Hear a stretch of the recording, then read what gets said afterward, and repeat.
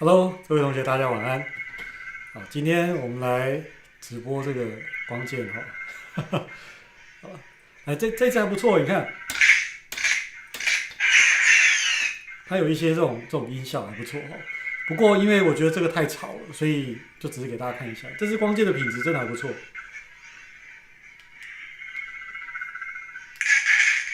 然后它还有一些音效哈，这样。好了，那我们就来看一下今天的行情哈。刚刚在上面有同学问到一些问题，我们就来先回答一下。第一个哈，这个00712，你问的这一只周线，你说9.72这也算好的破底翻吗？这里你说太靠上缘吗？的确有点，我也跟你有同样的感觉。而且我跟大家讲一下，尤其是如果你要做这个，它下来的样子还没有在这边停顿，所以你好歹等这边像前面这一段一样停顿了一下子，有没有？这里像这样子停顿，你再来说这边可以观察，这会好很多。不然现在还在往下的当中，这样好不好？OK。有同学说光剑拿来防老婆，我拿来防老婆，我会被他拿光剑杀死，好不好？然后再来是，有同学问到糖，我刚好看到这个糖，那我现在只能开这个 Sugar CFD 的这种，这样。那你要问我什么啊？诶，糖的问题怎么不见了？诶，好吧，等一下我看到再来讲好了。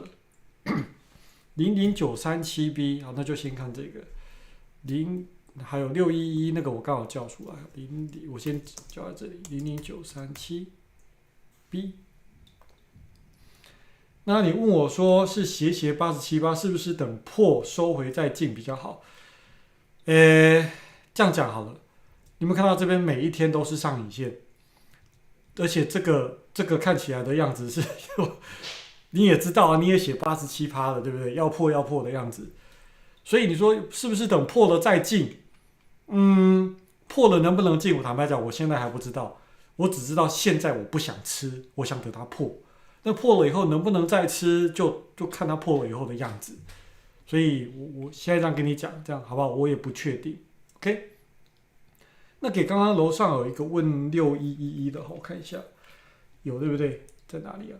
哦，你说今天空在79.8，用涂鸦是否为空方破底翻？你要告诉我你空的是你用几分 K 来空？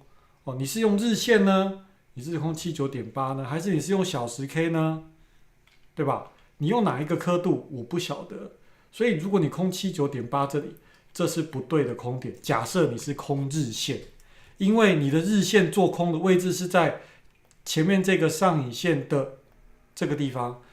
记不记得我们前2周在讲有关于边界乱打2？我们说边界乱打2的最一开始可以摸那个影线，后面就不要去摸那个影线，有没有？所以如果你是吃在日线的这边偏猜，因为你吃的当下这一根是一个大大的 K 棒往上。那如果你是吃在短一点的格局，例如说早上的，其实早上这一根这个9点这一根，如果你吃在这也是稍微偏猜啦。那有比较好一点，是因为你有前面这个帮你帮忙，可能只有更短刻度有东西吧，这样，好不好？那你说这个是不是空方的边界？是，没错，这边是空方的边界，这样。那只是因为它的这个位置有点讨厌。那你这样看，我觉得这个想法是没错的。我讲的讨厌是指它如果前面这一根的这个收盘价这附近，它在这里，哇，那就完美了。隔壁的开在这附近，哇，那就太棒了，这样。所以你其实可以预期的是，如果明天还在这边，这个的边界会比你今天就做这个动作的边界来得好。如果明天通常因为收盘价在这附近，那今天的收盘价是在这里，在这里，所以你可能就要等它再上来这边看看，观察这个边界怎么样子，这样好不好？然后嘛，光剑里面不行啊，光剑打不开啦。有同学说2024的也对，我的那个上面还没有写，我现在立刻改。这个能立刻改吗？我也不知道，好像可以哈。来，大家等我一下，2024。所以你看我多懒，我连这些都没有动，这样。好，改好了，2024了。然后刚刚上面有同学问现在的小娜，问小娜的人怎么不见了？现在的小娜有点尴尬哦。为什么尴尬？你说这边有支撑，有；你说这边有压力，有哇。而且这个压力是这里转过来，这样子。所以现在，有我看得出来，其实这个要喷的样子，但是就是这个位置有点，我没有办法去说服我自己去出手，这样好不好？有同学问说，看完2年的直播，以个股交易为主，你说应该在熟悉的族群中等标准图，还是寻找出现标准图的个股？我不知道你的个性，但我的个性是偏懒，所以我只会锁定在特定几只股票。各位如果有长期看的话，应该发现我看来看去就那几只，所以如果没有我就丢一边，我就不理它。它一直到它到快要有标准图的附近，我才会每天看它一下，什么时候有我要观察的东西呢？有吗？这样，不然我的其他时间就拉走。那你也可以说去寻找有出现标准图的个股，这个我觉得就看你想要的时间分配的方式，跟你的精神的分配的方式。我自己知道我的精神很虚弱，我没有办法专心太久，我也不喜欢花大量的时间专心在这上面，所以其实我绝大多数的时间反而不是很认真在看盘，这样。哇，那这个我觉得看个性啦，这样 OK。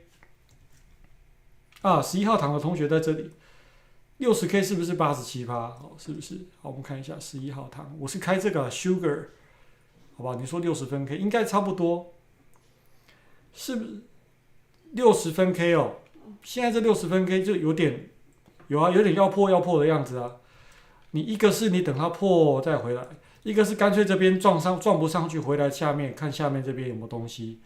那我不确定下面它回来的样子，只是现在这个位置很尴尬，你直接吃的话很蛮撞墙的，这样好不好？有同学说会把波动量纳入交易计划吗？波动量的定义是什么？你是指单位时间的波动量吗？不会。但是我们下礼拜讲的亚当理论，它本质上就已经带着有市场力度的力道市场力道的概念在里面。这个等我们下个礼拜再来聊这件事情，这样好吗？我今天有打单啊，有啊，我今天打这里，早上吃在这边，这个吃这个单子，当时就在赌这个边界看有没有效，我知道上面有上影线，就赌看，就下一口而已。这样比较好的单子其实是在后面这个地方啦，然后或是后面这几个位置，这些很有可能都是我如果有看到我会吃的位置，这样，好不好？有同学说我后方是什么新东西？Mark 你可能好一段时间没有来看哦，这个在我的直播出现好久了，包含鱼缸也是鱼缸也出现好几次了。然后有同学问00637L。00637好，我们看一下00637，元大沪深300正2，日线快要有标准图吗？来，如果你要讲标准图，就代表理论上你要能够涂鸦的出来标准图的样子，对不对？我目前看起来没有任何疑似有标准图的样子，好不好？最有可能有的应该是在今天在这附近就应该要出现尖尖的。如果它这张图变成是这样子，我们把它遮住，然后呢，在今天的这个位置出现这样子，我会跟你说，哎呦，这个很美。如果这一根长在这里，这样，我就会画到说，这个标准图如果出现这样子，我就会说，哇，这个边界很美，明天可以观察一下有没有东西下不去，吃看这种机会。如果是这样，但是眼前的这个 K 棒有没有？它不是长这样，它是一根一路往下杀的 K 棒，所以如果我是你，我不会太急着去判断哪里有标准图，这样 OK。然后有同学是不是有发现你问英文我比较容易抓到你啊？一连串中文里面一直有人问英文，所以我就容易看到你。还的确哈，45644564，而且你问的是问均线 ，moving average is an observable area， 我不知道均线在哪里耶，我的图根本没有均线，所以你问我均线，这考倒我了。而且再来，均线你用哪一条？1分均线、2分均线、5分均线、10均、20均、30均、17均、18均、23均，任何一个均线，每个人都有在用啊，所以你必须要告诉我你用的是哪一个。而且再来，第二，我没有在看，所以我根本不知道你问的是哪一个东西，这样好不好？所以你说我要观察哪里，我不知道哎，我只知道这个边界横的这个价格前几次都下不去，那你现在要不要观察下不去的迹象？可以啊。那你就画个框框，然后告诉自己，好了，我就在这边等，等什么？等下不去的迹象，就看你要在哪个刻度里面等，就这样而已，好吧？有同学说我今天是带海马嘛？啊，对啊，海马600，哦，眼睛很利哦。然后呢，同学问1303南亚日线是好的吃点吗？1303。南亚的日线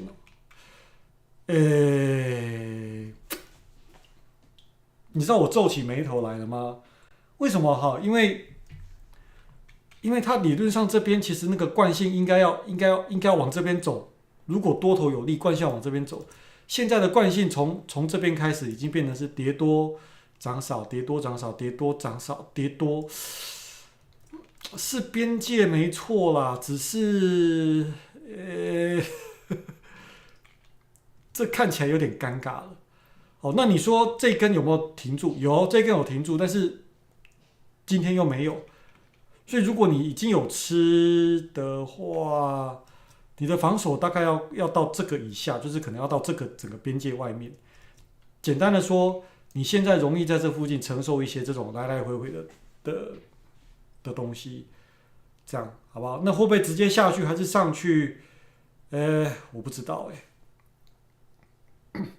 OK， 最后再回答几个问题，我们就准备要来上今天的课。我今天会留一些时间给大家来问有关于标准图的事情，这样。怎么理解盈亏同源？这句话很好玩。来，所有的获利都是承受亏损来的，不是吗？你按下去不是赚就是赔嘛。所谓同源的意思是同一个进场，不是赚就是赔啊，不然呢？你不承受这些赔钱的时候，你怎么承受那些赚钱的时候？但是有人就什么赔钱的时候都不想承受，所以他就不想赔，结果就会一次就赔大的。我们呢？我们知道交易就是赔赚，赔赚。我们知道交易就是这样，而且只要我赚的那一次的赚赔比有拉开来，这个有牵涉到一些心态跟心法还有技术，但是我讲的是结果，就是我希望我的交易是小赔崩起来，小赔赚，只要是这样子，长期下就 OK。所以每一次的亏损对我来讲都是赚。我不知道你各位有没有办法听懂这句话？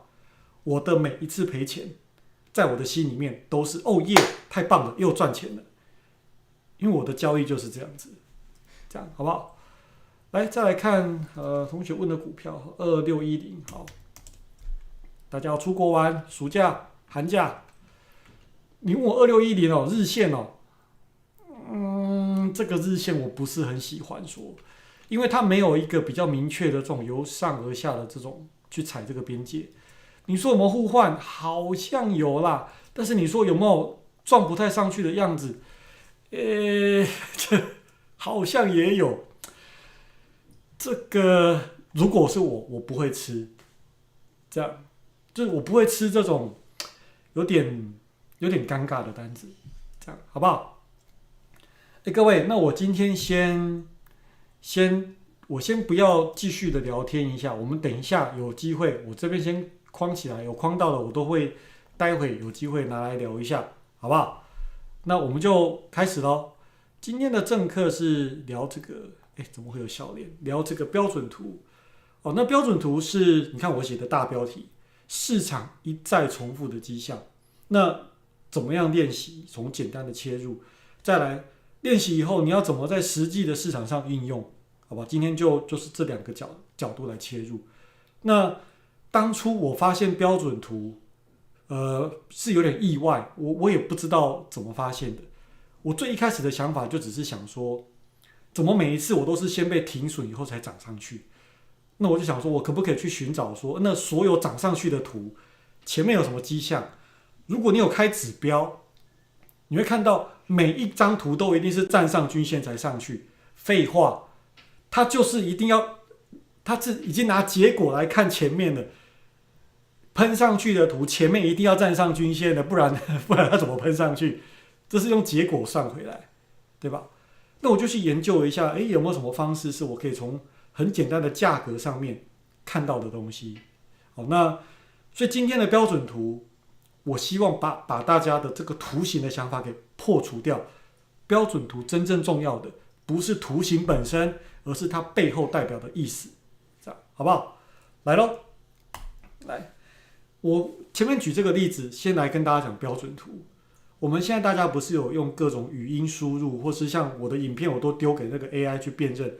虽然准确率无法到100%，但是 AI 就是这样嘛。像这个是标准图的，我讲话标准图的那个波形，然后电脑不就是这样吗？它收集这个波形，然后去比对你一整串话里面哪些是什么字，哪些是什么字，然后到最后输出成字幕给你，对吧？所以我们的脑袋要先建立一个标准的，就是这个波形这个波形就是标准图。对音波来讲，它就是长这样。那老于讲的标准图跟别人讲的标准图可能会有点不一样，但是大致上的发音会差不多，有一些细节不一样，口音不一样，大概是这样，好不好？所以我们前面要练习的是，要借由你的眼睛我等一下会开一些股票、一些行情，借由你的眼睛去练习看标准图，很好玩哦。在我没有锻炼过大家以前，你看到这张图形，很多地方对你来讲是没有意义的，你也不知道这个边界是一个有意义的边界你也不会知道。但是在你经过锻炼以后，当行情来到这个地方，当某一天行情来到这里，你会自然而然的去老于这边，对吧？你会很习惯去看压力支撑的变化，很习惯看标准的图形，甚至前一段时间，最近股票不是跌下来吗？你去看下跌之前也有下跌的标准图，所以我会去看了好多，我才慢慢归类出原来上涨以前都有长这样子原来互换以后都是长这样子。那我不敢说每一次都对，但是对了以后，那个容易让我拉出去的这个赚赔比很值得去参考。来，包含眼前这只股票华航，各位，我们标准图我先画给各位看标准图的概念是什么？本来跌不破的关键边界，跌破了又被人家由上而下站回，对吧？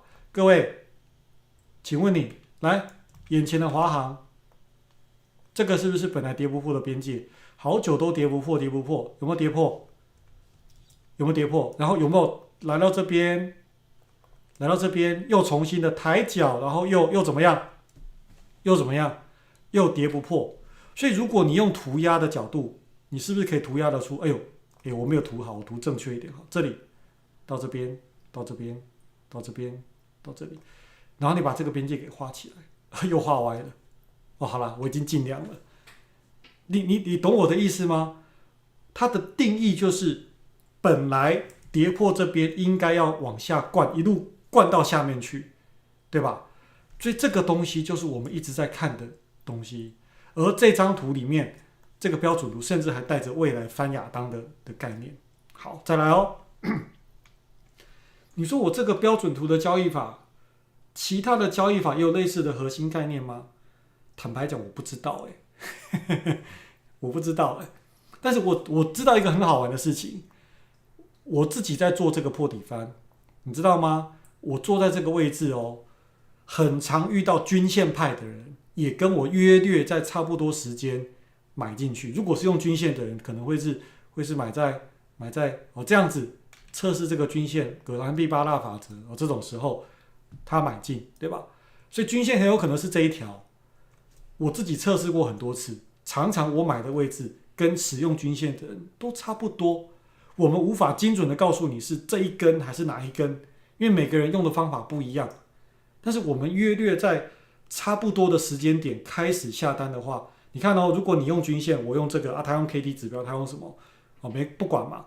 总之眼前500个人，里面有400个人都在差不多的时间，你出手我出手他出手，那是不是市场的买盘的力量就开始出来？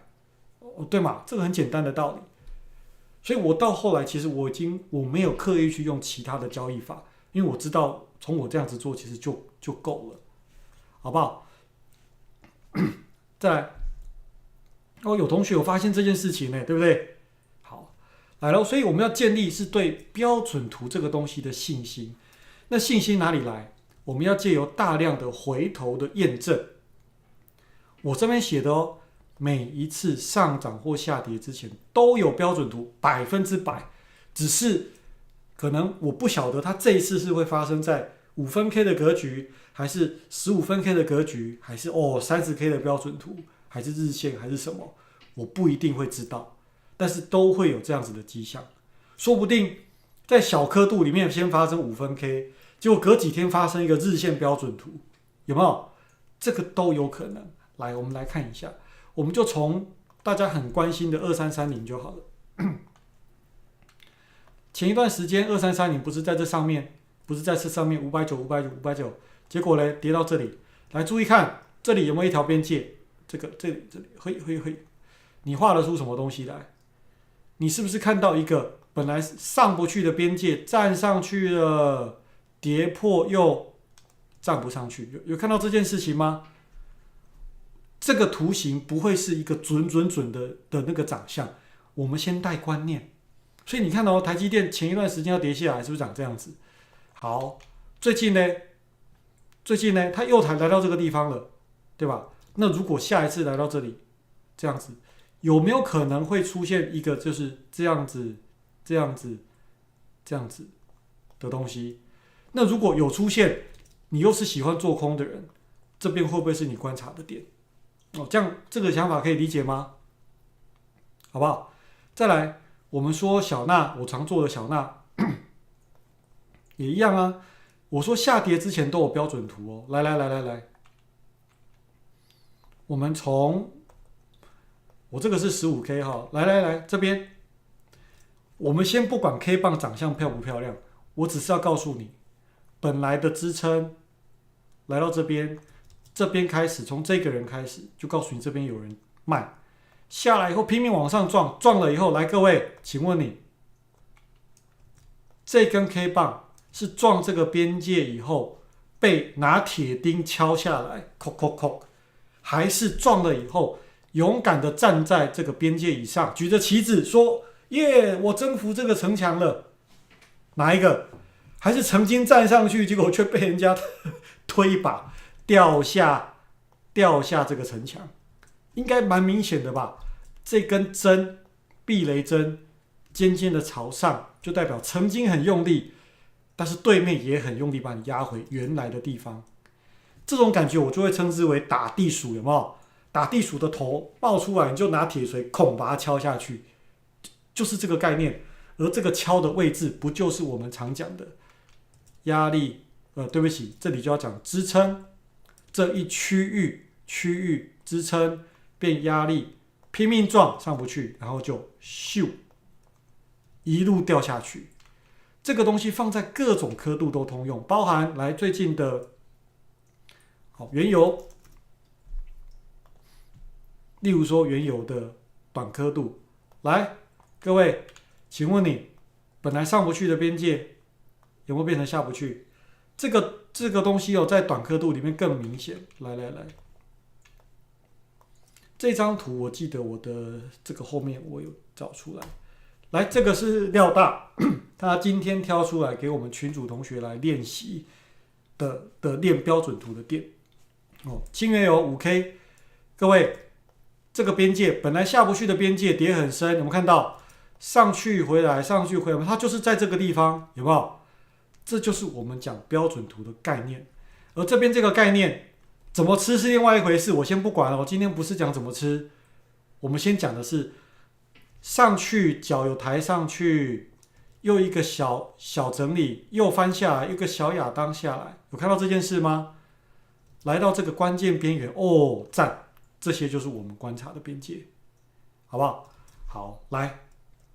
同学有一些股票，我刚刚有说过，其他里，有人问鱼缸里真的有鱼吗？有啊，里面有鱼啊，这里有几只灯鱼啊，还有虾子。我们用同学问的这些股票来做一些验证哦，例如说1752，你说周线吗？周线，我是不是开错了？等一下1752周线，我有开错吗？为什么我的周线只有长这样？哦，来，好，这样子的话，周线是不是值得观察的边界？是，只不过来，如果你要画出破底翻，对吧？这个图形周线应该又有图形，但是现在的位置来到关键边缘，并不是说破底翻来到这边无条件。无脑的随便吃呢？不是，请应用我们上礼拜讲到的边界。对不起，上礼拜讲到的边界乱打2，你在这边等一个停顿的隔壁再说。所以它一路下杀还没有停住，对吧？所以还没有停住，你要冲吗？不要，可以吗？但是你可不可以观察了？可以。所以我们要做的就是在大刻度的边界，然后小刻度在这边等待这个东西，有没有？好，再来，同学刚刚说2014，来2014，你说这只算好的标准图吗？我跟你说，这只完全不会有任何兴趣想做。为什么？这不是互换吗？哦耶，这不是互换吗？老于，你骗我！来，我带你看几个东西。在你互换以前，这里有没有人告诉你上不去？有吧？好，这个上不去的前面有没有更多人告诉你这边是曾经下不去，曾经的边界？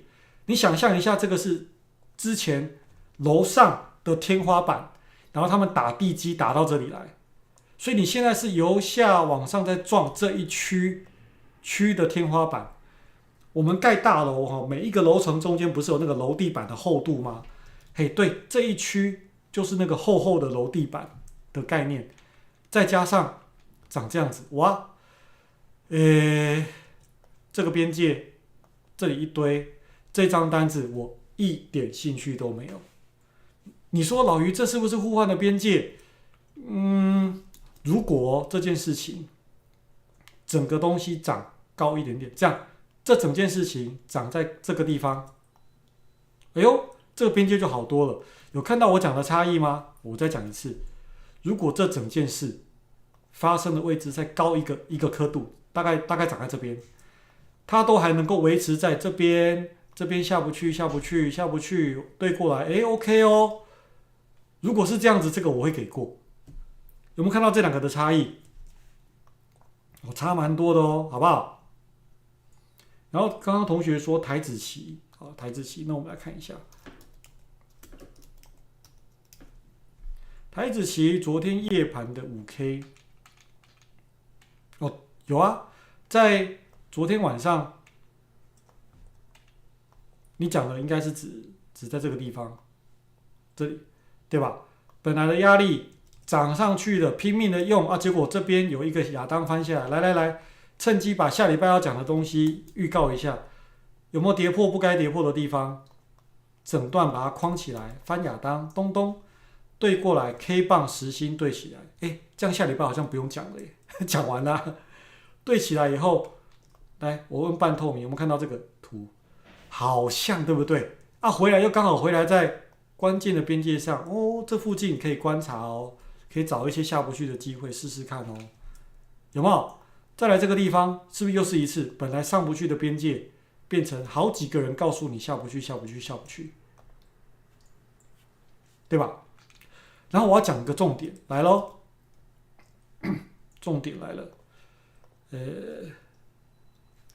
标准图的重点不要只是被那个图，是这些图形所代表的意义，市场的情绪会因为这样而做出什么样子的变化，这是你要在乎的重点。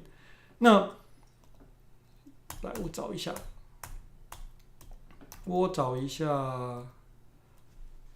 这边怎么练习？很简单，像我们刚刚其实就是在把过去的这些股票，你就回去找，用小朋友涂鸦把符合标准图的地方给，例如说这样子，我换个颜色，你就把它这样子给涂鸦出来，然后画一条线。哎呦，哦好，然后这样子你就去找你电脑里面的资料夹，存档，这是第一章。哦好，你就开始存档，然后就开始到处找，你要找各种股票都可以哦，例如说金融股，我现在随便贴。好，来富邦金，来有标准图吗？好，日线股票哈，我建议你不要用太短刻度，你用长一点的刻度。哎呦，股票一个头更高的头又来到这边，哦，那这不就是我们的这个概念吗？然后前一段时间，来注意看哦，前一段时间在去年的10月这边有没有看到这个东西？对吧？所以我就会这样子，然后存档，我存一次。台指当冲可以啊，当然可以。刚刚我们不是看台指期吗？我按掉了，对不对？我们刚刚不是看台指期吗？跟你看的刻度都一样，而且哦，不同刻度全部都通用。例如说，我们小到5分 K，5分 K，眼前的这个破底翻如果有出现，这是一个我不喜欢的位置。这个等一下，待会讲实物面会讲。我不喜欢破底翻发生在这个位置，为什么？因为很快就撞墙。你看哦，前面要跌下来之前，记不记得我们刚刚讲说不要被图形给困住？你要看的是看图形告诉你的事情。例如说这边好了，很多人兴冲冲的做多，很多人买在这个地方，买在那边的人，他当然希望买在17910。他当然希望直接冲破18000，最好到19000，让他赚个1000点，对吗？应该发生涨上去的事情，这群人的心里面是这样子想，该发生却没发生，掉下来越掉越多，心里越紧张。而这个边界正好是前波原来下不去的边界，来到这边变成上不去。一旦这边开始往这里走，哇，这些人心里急躁的嘞。不要讲这些人啊，你很有可能就是这些人，急的嘞。我跟你说，在刚开始赔钱会很急，什么时候会不急？等你赔钱赔到一个蛮多的地步，有没有？你突然间心情就放轻松了啊，明天再说。你会很紧张，都是还在刚开始赔钱的时候，赔到后面就不会怕了，对不对？来。脚麻就不急了。对哦，所以像这个概念有没有出现？有，不该上去的边界站上去的却狡猾跌进来。我常常的形容，我会这样子形容说，一群人在爬山，有没有？爬到这个程度，突然间有人冲，结果再冲，哇，冲上去的人都上不去。所以我框起来的这个框框里面就是标准图，而过去很多人错误的，我要讲错误哦，错误的应用 W 底跟 M 头，很多人以为说来这边打出一个 W 底，他就在 W 底的这个地方做买进，欠揍，哪有人在这里买啦？你要买也是在这里这个边界买，对吧？你不能买在 W 底就冲突破这个地方买，或是 M 头。哦，跌破了，好凶哦！跌破空，你要不要去看一下前一次做空 M 头的人在底下？10月份、11月去年做空 M 头底下那个人，他现在在哪里？你去看那个小娜，钢铁人在旁边，在鱼缸的旁边，我把它挪位置而已。你去看前一段时间的日线等级的小娜，来，日线等级的小娜跌破嘛，哇 M 跌破空的这个人先被嘎2天，后面跌下来，哦好，他可能要熬2天跌下去了。但是从结果论，他空的位置，人家从这边跌到这边你不空，啊你在这个地方才在做空，这不是很好笑吗？反过来讲，最近呢，如果你是看哇突破 W 底，刚撞上去你就先面临一大堆这种盘整，有没有啊？人家在底下做到这边的人，早就已经把单子卖给你，然后跑去美国、跑去加拿大、跑去夏威夷度假了，对吧 ？OK， 所以这个是我不会去做的东西，包含短线里面，很多人喜欢破底的瞬间去空，哇，赚钱有没有？破底的瞬间去空，哇，今天看都赚钱呢。我跟你说，你所需要承受的风险好高好高，你知道吗？眼前的图明明就有很多上不去的边界让你做，这边明明就有很多上不去的边界让你做。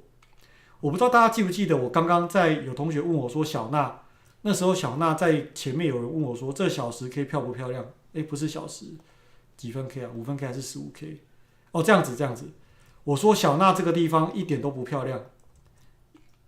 大家有看到这一段吗？在最一开始的直播，我那时候就说，我不喜欢做多在这个地方，当时在这里，虽然有这样子，但我不喜欢。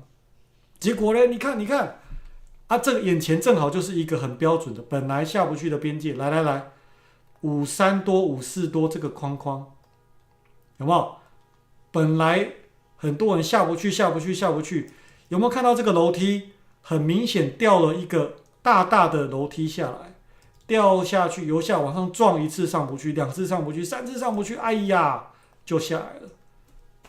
所以这个就在我们各位眼前，对吗？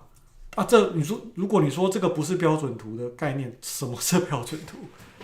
好吧，今天先讲概念，我不讲细节怎么吃，那个以后找机会再说。我们慢慢的把概念讲过来，好不好？有同学说要看比特币，来，一样哦。比特币在任何格局你都一样看得到标准图，包含这个5分 K， 来，在刚刚这一段5分 K 跌好深哦，有没有？从452跌到422，哇，瞬间跌了3000点。请问你刚刚在这上面有没有上不去的边界？被涨上去以后又怎么样？跌进来以后又什么东西？45400这里，这个区域有没有看到有人孤零零的？一个人在上面，有对吧？那有人一个人在上面，我们大家，我想要把大家养成是心地很坏的坏人。当看到有人困住，你不要去救他，你就拿一块板子把这个地雷盖住，对不起，把这个地牢有没有盖住，祝他永不超生，很坏，对不对？老于，你不是叫我们每天都要当好人，帮助大家吗？那是帮助我认识的人，网络上这些困在那边的人都不认识，我要感谢他，因为有他我们才有饭吃。我们就是要下单在关键的边界上，就只有这个边界才是你在乎的。一旦离开这个边界，注意哦，一旦离开这个边界，就不要了。我要的东西只有在那个边界才会出现。这句话是很大的重点，因为有很多人学破底翻也好，他的破底翻是老于破底翻，他到这里才在吃，这里哪有人吃在这的啦，对吧？如果照这样讲老于破底翻吃不对吧？我们吃的是吃在那个边界上，好吗？那你会说老于那这样子时机点不多时机点本来就不多你要很直接的去认识市场，市场并不是随时都有机会，没有像网络上的广告那样子，躺在家里随便做一做，手机按一按，每天都数百万的进账，最好是那个是广告，那是骗人的，赔钱比较快，要赚真的都好难。所以真正好的机会是需要耐心，需要等待，好吗？这才是真实的市场。如果一个这么好的机会每次都在出现，随时都在出现，那就不会是一个好机会了，交易就不会这么难了。这样好不好？我这个方法放在任何东西都一样。眼前看的是比特币耶，我不认识比特币，那你说比特币日线有没有东西？来，比特币，如果这边比特币又来到这里，这样，你觉得会发生什么事？有没有可能会发生跟刚刚5分 K 比特币看到同样的东西？哦，所以这又带到下一个观念，来，下一个观念是，来哦，标准图发生在某些地方，出去的几率，简单的讲，赚钱的几率比较高，而且赚到的那个金额有可能走比较远，好不好？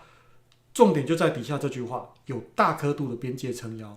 反过来说，如果标准图发生在对面的大城墙，或是对面的满族区，我们的军队很累的时候，这个时候失败率很高，所以到最后我根本都不会去管这种发生在不对的地方的标准图。例如说，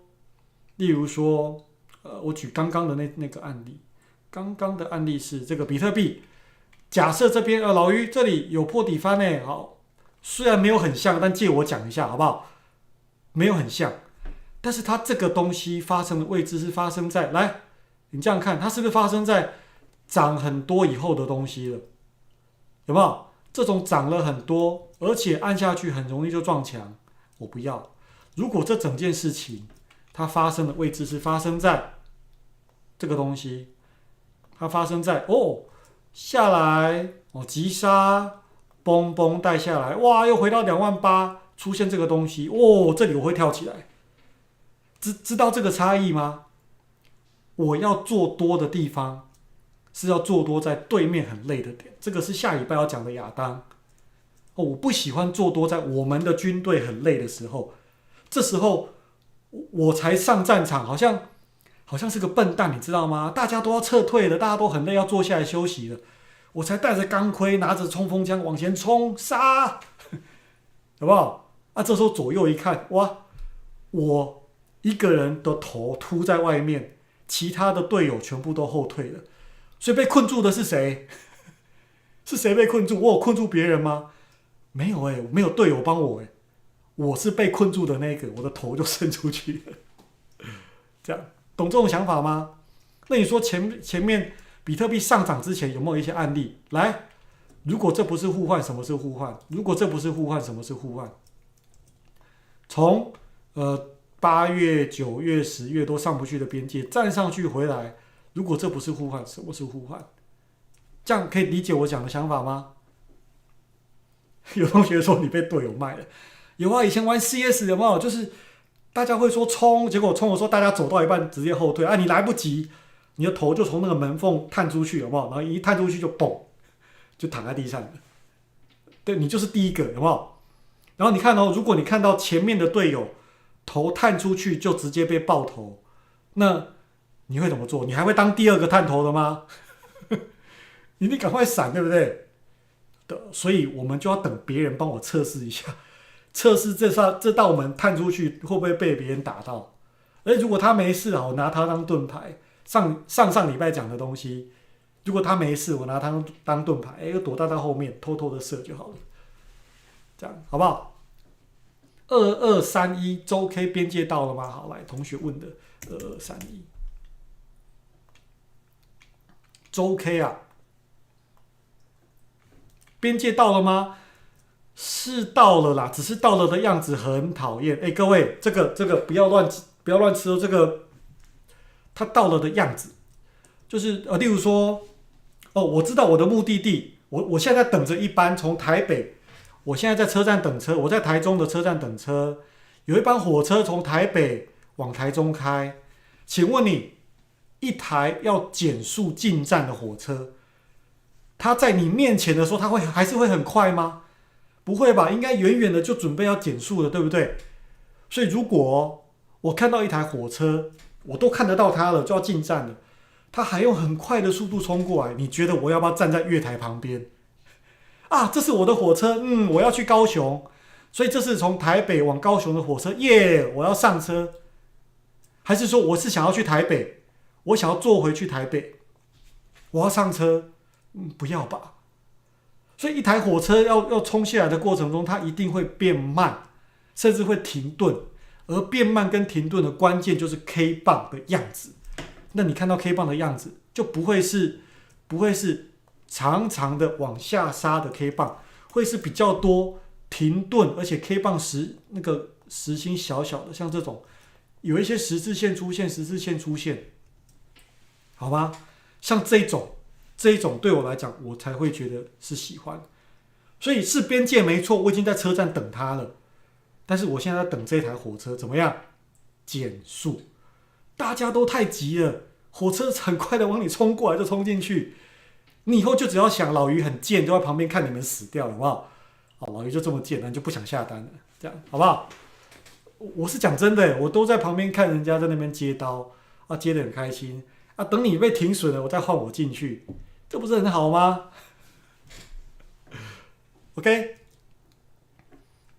眼前的这个来，这个也没有标准图啊。如果你习惯做标准图辨认的人，你一定会直接这样子，你会习惯等这件事情。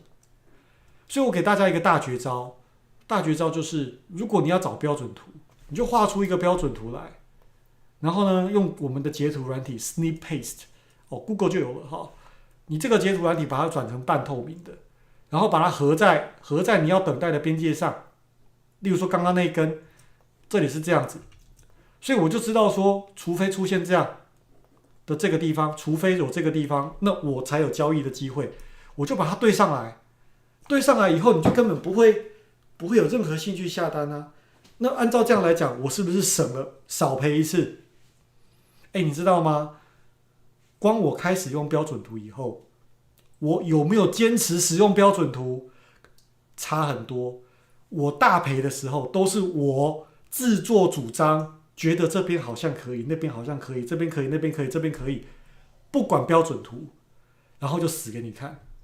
只要我当天遵守标准图的一天，我要么是大赚，要么是中赚，要么是小赚，要么是不赚或是小赔，我不会有大赔的一天。这样，只要我乖乖的在当天，我就遵守标准图带给我的东西。所以到最后，我已经会养成一个习惯，就是好，我可以允许自己偷摸，但我一天偷摸的次数可能就1次2次，剩下的全部都是打标准图。所以我一整天的单子，假设我出手5次，就会是3次是标准单子，然后2次可能是摸，用聪明的方式去摸它。边界2来了，试试看，吃失败了就回归到标准图，大概是用这样子的角度。这样好不好？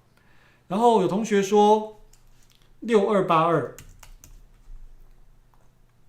的日线，来，日线前一次出现这个，所以上去了。这一次有没有出现这个东西？有吗？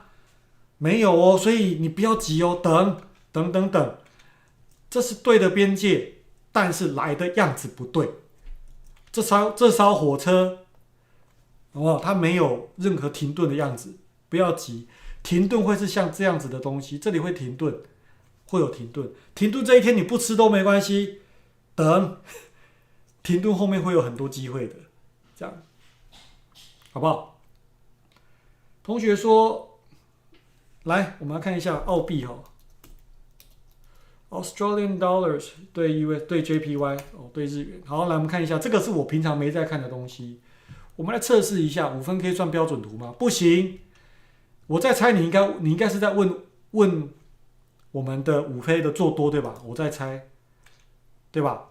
来一个标准图，我刚刚不是说涂鸦吗？你把它涂鸦过来，涂鸦上下上下上下上，请问你这个样子跟这张标准图，或是跟假设你要做空的，跟这张标准图哪里像了？这个不行哦。如果是符合的在哪里，你知道吗？来，我涂鸦给你看。你涂鸦这边，你就会很清楚的看到一件事情：价格来到这边，干干净净就下不去，对不起，就上不去。有没有看到？这里干干净净。所以重点又来了，一个标准图，它的边界应该是干干净净。如果中间这边你以为老于这里要做多，做多，没有，它的边界是你自己想象的干净，这一点都不干净，穿过来穿过去，穿过来穿过去，哪有干净？干净的在这里，尤其是这边这个，刚刚这个的一瞬间来，它也有这个概念，但是它没有机会可以好好的吃，也没有机会躲后面，那个就是瞬间来，但是概念有出来，这样这个想法 OK， 然后再来以这张图来讲，我不会在一样嘛，我不会在人家涨上去的这个位置，涨上去这个位置的这种回来的地方找任何多头标准图，我的多头标准图会建立在跌破边界杀以后的这边，这个才会是我的。我喜欢吃在有下杀，而且是剧烈的下杀，把人家的力量用完了以后的这里，我喜欢做这件事，这样好不好？所以反过头来，这个位置对我来讲就是不利的位置，这样好不好？然后再来哦，我刚刚说标准图发生在哪里？大刻度的边界，哇，9:37了，哇，怎么这么久？发生在大刻度的边界比较有话说，对吧？所以按照这个道理，我喜欢的标准图来帮大家收尾一下，发生在行情这边跟这边以及这边，三个 A、B、C 三个标准图的位置 ，B 跟 C 我都不喜欢。B 跟 C 我都不喜欢，我喜欢的是 A。那你说互换呢？来，在最后这个 C 这边，如果这边它又多整理了好一段时间，这样子的这个，因为它整理出一个平台，这个我就会觉得说，还不错了，是因为它又经历了一段长时间干干净净的整理。如果这边的图形是这种888888888来到这里这样，这个东西对我来讲是没有意义的，因为它长在一个很奇怪的地方，我画不出那个干净边缘。那这个东西我就不会要，我只希望我吃在干干净净的边界区域，而且很好玩的是，这个边界常常会是坐落在对面的满足区，这样好不好？同学问说2912好，2912来，2912，12，这是标准图吗？你问的应该是日线。这就是我说尴尬的标准图，因为你这样看有边界，这里看有支撑，这里看有压力，哇，这个地方我一点都不会想要 ，no， 没有，周线我更不会想要了，不会，这里是一个我完全不会有任何想法的地方，这样。那你说下来265再吃，如果是下来265不会耶，我没有任何想法耶。5347，最后看个2个就下课了，好不好？哇，这个也不是好的标准图，图形有出来，但是它的图形不对，为什么不对？它出现在于一个也很容易就撞墙的这个地方，这整件事情它没有发生在下面，它是发生在刚满足，这个满足太好认了，K 棒对起来，你自己看，对吧？所以你再怎么样也知道这边不要乱吃，而且这里对过来86是前坡的这边，哎呦，这是套牢区域啊，所以进来86的人正好帮这些人解套，他就卖给你。然后就把它买走，然后你换你自己套牢在这边，何必呢？这是一个尴尬了，好吗？同学问我绘图软体，我的绘图软体是叫做这个叫什么？Screen Brush， 在这里 Screen Brush 这个，好吧，右上角这个 Screen Brush。好了，那今天我就准备闪人了，好不好？好吗？来闪人之前，帮大家收尾。标准图发生的位置，刚刚我们做出一些练习了。它不是每个地方的标准图都可以吃，标准图发生的位置很重要。所以如果你喜欢做多，你就专门去涂鸦，去练习辨认叠以后的这边有没有标准图。